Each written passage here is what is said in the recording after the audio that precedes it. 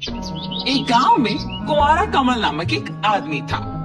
उसके माँ बाप जितने भी रिश्ते उसे दिखाते थे वो उनमें कोई ना कोई खामी दिखा के रिश्ता रद्द करता था।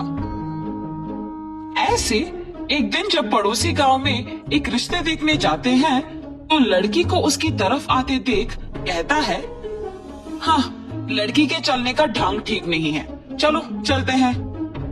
ऐसे वहाँ से सबको लेके चला जाता है। जब दूसरा रिश्ता देखने गए तो लड़की की सुंदरता देख सभी खुश होते हैं।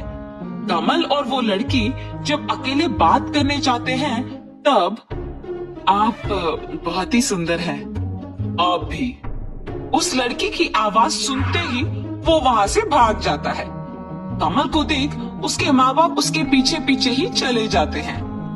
ऐसे कमल अपने माँ बाप के दिखाए हर रिश्ते में कोई ना कोई खामी दिखा के मना कर देता है। कमल का ये व्यवहार उनके माँ बाप को परेशान कर देता है। कमल के रिश्तेदार और दोस्त उसे चिढ़ाने के लिए कुंवारा कमल के नाम से बुलाने लगे। ये सब देख उसके माता पिता भी ठान लेते हैं कि कुछ भी करके कमल को एक बहुत ही सुंदर लड़की के साथ शादी करवा के ही रहेंगे और सिर्फ इसी काम में लग जाते हैं। उसी समय में एक दिन जब कमल के पिता अखबार पढ़ रहे थे तो उन्हें एक लड़की का तस्वीर दिखता है। उसे देख सोचते हैं, इस लड़की को कहीं तो देखा है मैंने, और उस समाचार को पढ़ना शुरू करते हैं। रिश्ता देखने आकर चाल के डंक को देख इनकार करने पर उस लड़की ने आत्महत्या कर लिया। हाय राम, कहीं ये मेरे बेटे के वजह से तो नहीं हुआ? लक्ष्मी, लक्ष्मी, यहाँ आओ जल्दी। ऐसे उसकी पत्नी को बुला के कहता है, इस लड़की को देखो, याद आया, ये लो, उसके नीचे जो लिखा है वो पढ़ो। उनके पढ़ते हुए समय में एक तेज हवा अचानक उनके घर में आता है। इतना तेज कि पर्दे जोर से हिलते हैं, सामान नीचे गिर जाते हैं और खिड़कियां खड़खड़ाते हैं।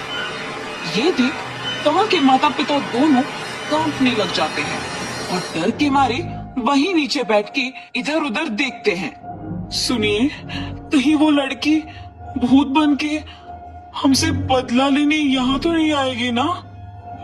मुझे भी उसी बात का डर है लक्ष्मी। उसी समय में कमल घर आता है। माँ, पापा, इधर देखिए। ऐसे कह के गले में हार पहने शादी करके एक लड़की के साथ आता है। दिखने में तो वो लड़की बहुत सुंदर और सुशील थी और तुरंत अपने सास ससुर को पसंद आती है, मगर पहले से ही डरे हुए उसके माँ बाप बहू को अंदर भिजवा के अखबार में देखी सारी समाचार कमल को भी दिखा के जो कुछ भी हुआ उसे समझाते हैं। नई नवेली दुल्हन अंदर जाके गले से फूल का माला निकालती है। जब अपने आप को आईने में दिखती है तो एक डरावना भूत का चेहरा होता है। हा हा हा, जिस लड़के को मैंने चाहा और जिसने मुझे मेरे चलने के ढंग देख इनकार किया, उसी से मैंने खुद शादी के लिए पूछने पर मजबूर किया।